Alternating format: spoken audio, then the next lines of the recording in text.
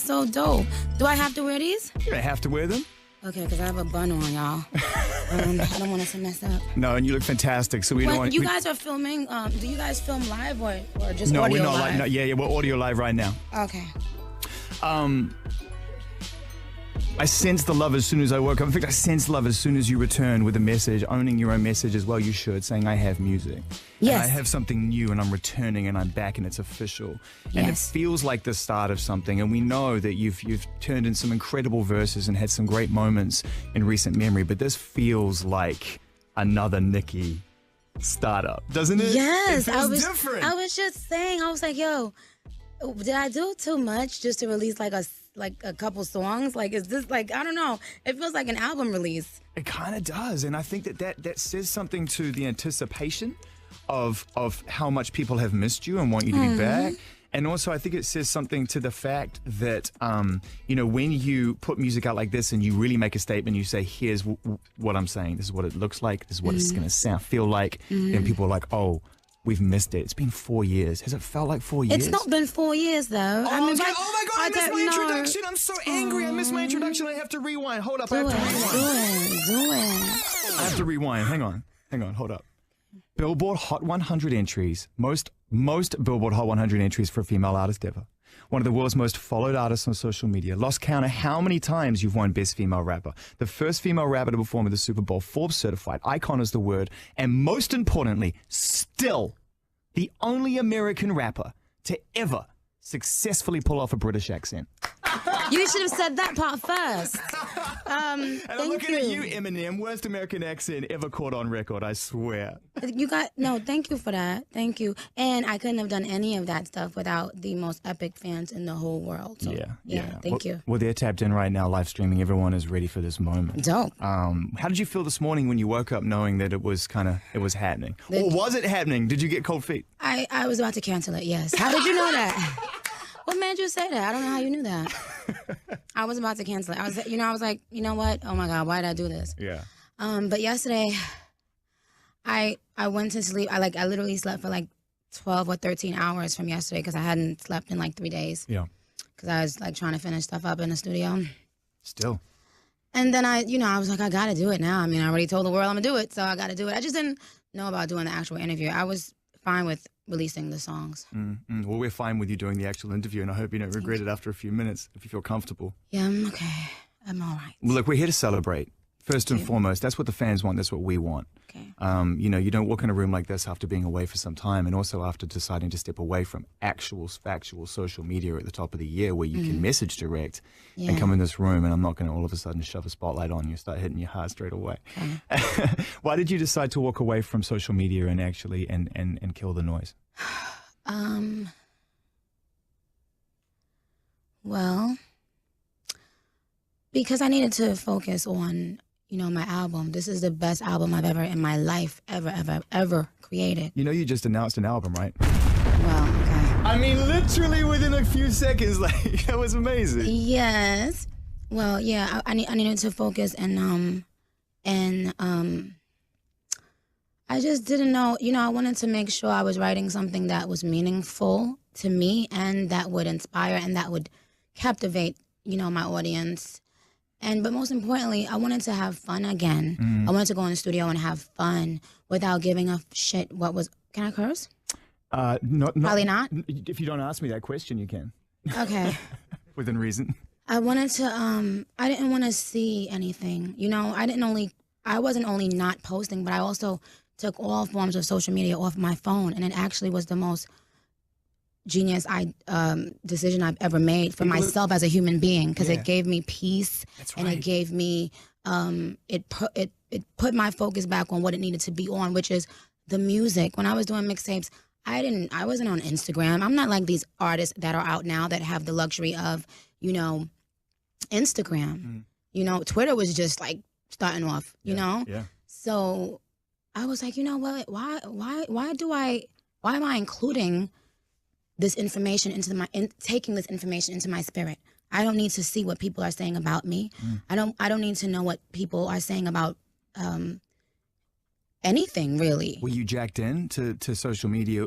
Did it take you a minute to disconnect from that? Because people say it's hard to put the phone down. It takes a couple of days. I don't know. I mean, like I changed my number, came on social media, stopped speaking to everybody and just focused on my music. And what percentage of your phone book got your new number?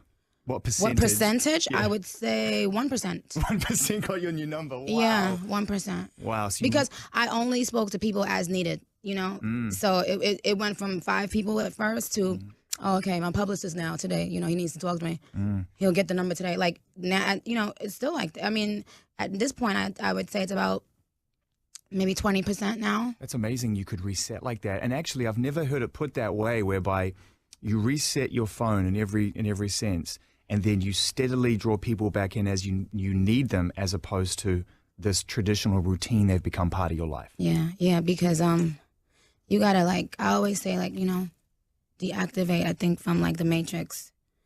The world music has become much more than music now. It's become just a lot of shenanigans. And I was like, man, I could rap. At the end of the day, that's what I do. I don't know about nobody else, but I rap. Yeah, you do. Yeah. I mean, that was the thing, I think, when you first came out, that was like, all right, we have a very visceral, striking image here, someone who understands how to use image visualization to their benefit, to create imagination, to get people thinking and engaged, but you can really rap. And I think about that verse on Monster, and I think about that moment, and I think about how that moment's gone down in history as being one of the all-time great kind of what people in the UK would call mercs, where you went on and took, what was it, Ross, Kanye, Jay, wrecked them.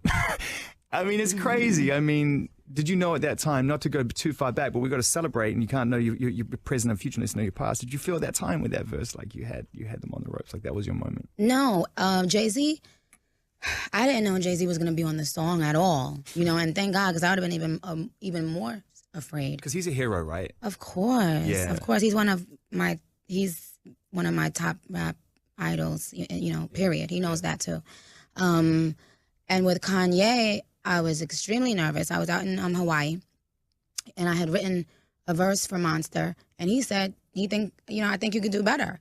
So he was like, just, made me just sit there and start writing out, not raps, but just lines of what I wanted to say. And he told me, now put that into raps. And I was like, okay, I mean, Kanye is a genius, and he created a genius moment with that. So to me, even like the verse, I did a lot of takes of that, what people have come to know as the Monster verse.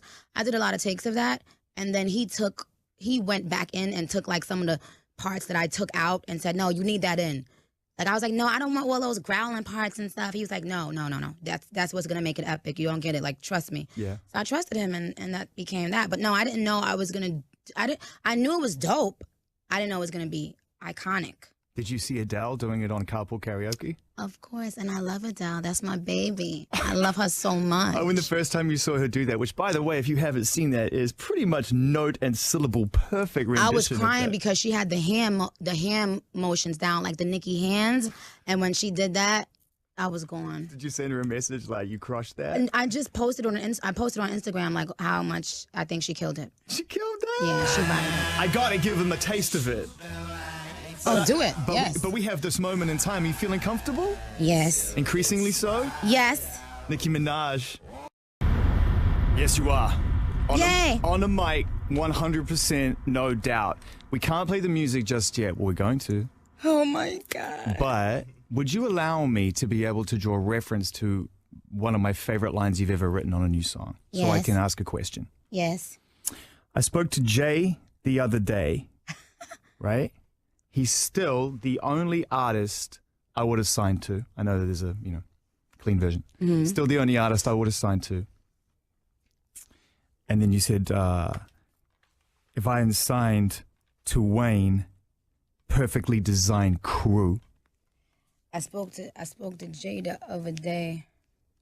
He's still the only that I would have signed to if I ain't signed a Wayne perfectly designed crew. Cause we the big three. Don't need a big speech. We made the biggest impact. Check the spreadsheet. That's Lil Weezy, the Barbie, and Drizzy Drake. And we getting more cheese, kissy face. Yes, that's on Barbie Tingz. You guys are about to hear that in like 20 minutes. Oh my God, I'm getting like nervous. It's about to happen. Yes, I did say that, sirs. You know what I love about that is the fact that you just reminded everybody, in case we need reminding, that you are the triumvirate. That triangle, and I was asking your team actually if we could think of 3 artists that were that impactful in a crew together whilst having separate careers. And the closest we got was Dre, M, and 50 at that moment in time. But still, as of now, Wayne, most influential rapper in modern rap music. Drake. Thank you for saying that about Wayne. I could cry for that. Thank you for saying that about Wayne. Thank you. That's all. I mean, every rapper on SoundCloud sounds like Wayne.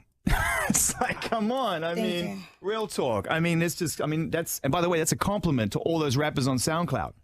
I mean, yeah. I mean, no, if you're going to bite... He's one of my biggest inspirations. If you're going to bite someone, bite the best. Absolutely. Right? Yeah. Bite the cake. Drake, needless to say, I call him the Michael Jackson of streaming. He's just a guy who's unbelievable. The golden boy? The golden boy? What's your favorite Drake story? Like your favorite personal Drake story you can tell us? Oh my God, how he always... how he's always mad at me over something. Drake is always mad at me. He always finds a reason to not be my friends anymore. Really? We're like an old married couple. How many times have you guys fallen out? A lot. And then every time we make back up, we're like, no, you know I love you. I love you. No, you know I love you. Why did you say you hate me? Because I love you. Like, it's so stupid. But let the records... But you know what? On the real, like, Drake also has given me some of the best advice of my career. Like? I don't want to say... And he's given me some great advice. He's very smart, and you can't take that away from him, you know. And also, even when there were things happening, I think that even when I couldn't speak to him, I think he felt the love that I will always have for him. We always tell the story about me and Drake being on the same tour bus. And they dared me to take a shot because I don't really drink. And they dared me to take a shot, but they gave me way more than a shot because I didn't know what a shot was. And I did it just for $100, like a dare, and he gave me $100. And like I think I was like in my bunk sleeping, and within 10 minutes, like it was. I hated them so much, but I could not stand up. I think they gave me like a double shot, and to somebody that doesn't drink, it was crazy. That's terrible. Yeah. Now with the benefit of some space between yourself and that situation, how challenging and difficult was it for you being in a relationship with someone you cared about that was at odds with a group of friends that you care about? Oh God, it was one of the hardest parts of my career to date, ever. Yeah, because at the time I did love both of them, and I couldn't erase the love that I had for my team. But I also couldn't speak out. You know, I couldn't really say much. And I felt so imprisoned in that moment. And when we later spoke about it, Drake said, I wasn't worried about anything in that entire situation other than what if Nicki takes a shot? What if Nicki takes a shot at me? Then what? Like, what if Nicki spits bars at me? He said throughout the whole beef, that's the only thing he was worried about because he did, that would have been so, oh my God, just hurtful and painful for both of us. And so it was difficult to stay out of it.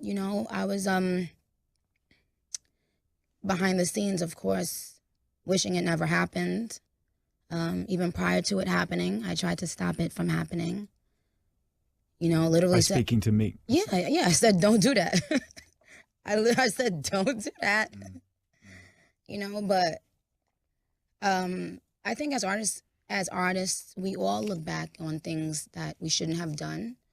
And that was one of those things that he shouldn't have done. And I told him before he did it. But he did it, and it is what it is. one thing I do know is that both Meek and Drake have moved on from that. Yes, they have. From the anger and all of this stuff, and we all have moved on. So. And in fact, now we find both of them in very different points in their life. Right. And in Meek's situation, and I read a very interesting article in what I consider to be a great magazine the other day about Meek's situation. It really broke down what was going on, and it filled in a lot of gaps from that writer's point of view in the research. And we find Meek in a situation where people are very much rallying around him because of what they can see as, and I'm using this term very gently, serious inconsistencies. And I wonder, you know, for someone that you spend, you know, a considerable part of your life with, that you obviously, you just don't stop caring about people, I don't think, but it's up to you. What your feeling is about that, and you know what, I don't want to talk about legal things, but I will say that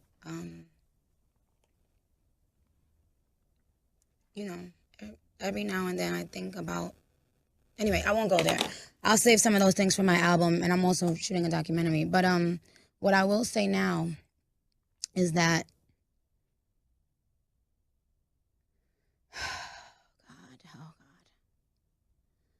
I will say that the judge in question was did everything I asked of her, and you know, so I can't badmouth her because I met her personally, and I know what she said to us, and he knows that, and I know that, and you know, but of course I wouldn't wish jail on anybody. Yeah. But like I said, I'll get into detail on that on in the documentary and possibly on the album. But what I will say is what made me shed tears the other day was his seeing his mother cry. Seeing his mother crying made me like, that was the first time I was like, oh my God, like I can't take it. Like, 'cause she, during the relationship, was always so sweet to me. And even at the end when we kind of both knew that it was like, you know, too rocky, too bad to, you know, she always just showed me so much love. So I still care about her, you know? So I didn't like seeing her cry the other day. It's hashtag Nicki Day. People are going crazy because you're back. Thank you. And the music is coming, and we're super excited. Barbie Tingz and Chun-Li is on its way. I can't wait. Can I just play them?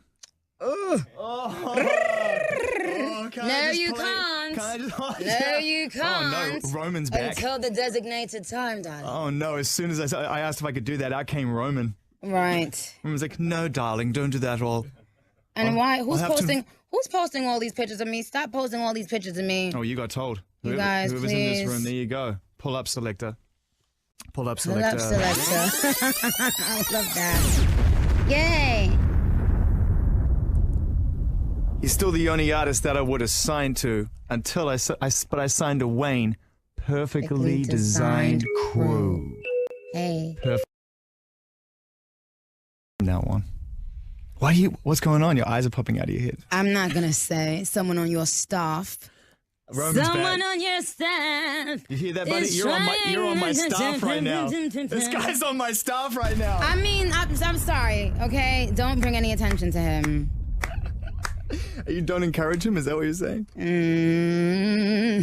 Anyway, move on. We're going to. Into a lot of different areas, Nicki Minaj. Hashtag Pause. Nicki Day. Yikes. Okay.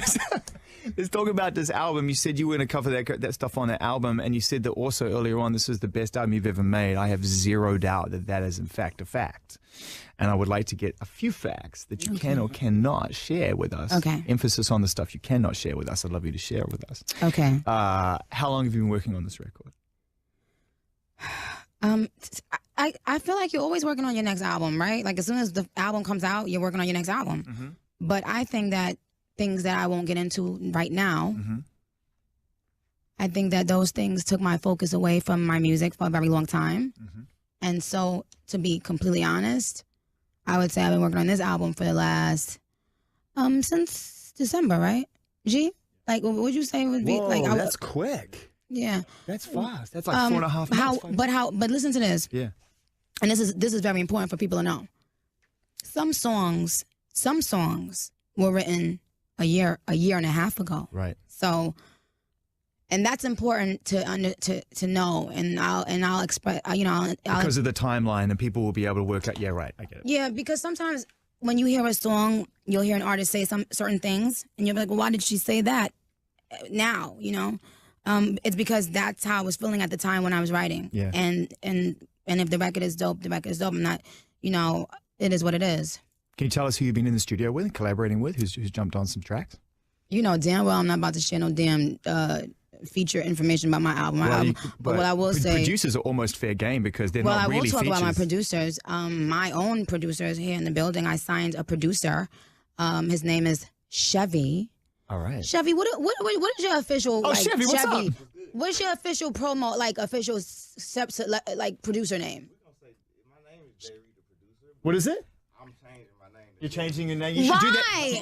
Bro, you are past changing your. You do that today. This record's about to come out. So let me just say this. Shout out to J. Reed, the producer, who I signed, and who with Barbie Tingz. You guys, when you watch the documentary, I think it's coming out with Apple as well. Mm-hmm. You're gonna understand how we created it and how we create music together. It's phenomenal. You guys get to see how I create music. Did you produce both these new songs? He produced both of these. He produced Chun-Li and Barbie Tingz, y'all. And if I'm yelling, sorry, I don't have my headphones on. But he produced both beats and shout out, and also shout out to my dude Brinks, who introduced me to him. Mm-hmm. Shout out to Brinks. Because me, I'm about vibe, not necessarily talent. Talent is some of it, but vibe is the other. And so I flew him in to meet with me, and I just loved his vibe, his spirit, his gratefulness, his humility. I loved that. Mm. And he was just ready to work. And I was like, yes, let's go. Because you're a Sagittarius. And so absolutely. What are you? Aries, we work. What are you? I'm a Leo, loyal to the core. My first love was a Leo. Right, we're loyal people. Oh, okay. Sweet men. Thank you. Yeah. I'll pass that on to my wife. She's reminding me. What sign is your wife? She's a Libra. Libras are the best. My two best friends are Libras. I love Libra men and women, in Leos, only men. Okay, good. Yeah. So we got our man over here who's about to have a great day. Yeah. Christmas is about to come early this year, bro. Look out for those publishing checks. Yeah. Are you back with anyone anyone else in the studio production wise? Murder? You making tracks with Murder? Any of that stuff, or is it purely in house? No, it's some people, and shout out to Mike Will. Mm-hmm. Mike Will produced the beat that you hear in my new Mercedes-Benz commercial. Shout out to Mercedes-Benz. shout out to a young black woman, you know what I'm saying? 100%. Having a freaking Mercedes-Benz commercial and all that. You know what I'm saying? Get it? Shout out to a young black woman signing her own producers and rappers and all that. Shout out to that. You know what I mean? Yeah. Can I ask you in this? Oh no, yeah. So him. I want to know. Who else? I don't know. No. Oh, gee, did you pull it up? Wow, I just saw management eyes. No. That was management eyes. So let's move on from that. You got it. Shout out to my baby Stara, too. She just texted me. I love her so much. But go ahead. Stara, unbelievable. What a writer. Amazing. Incredible. Amazing. I think maybe one of the best top line writers in the world right now. Absolutely, without a shadow of a doubt. Perfect. I mean, I'm hoping the perfectly designed team will be present and accounted for on this forthcoming new record. I can't imagine a Nicki record without Young Money. They're not on it yet, so we don't know. As of now, they may not. Crossed. They may not. Fingers crossed. The situation. I'm going to get to that. I was going to go, so I'm going to go somewhere else. I don't know why you guys put out such ugly ass pictures, please. We're going to go through. What we're going to do is we're going to get our person from social in here, and you can go through and pick and choose and delete and move forward. I want to talk to you about the current. Oh wait, what time is it? Is it time? If it's 10 o'clock, then we get to play this one. If it's not 10 o'clock, you can't play it. Oh, did you hear that though? I just gave you 0.000001. For that one little note right there. Oh. Shout out to Karen just hit me and said it's the number one trend. It is the number one trend.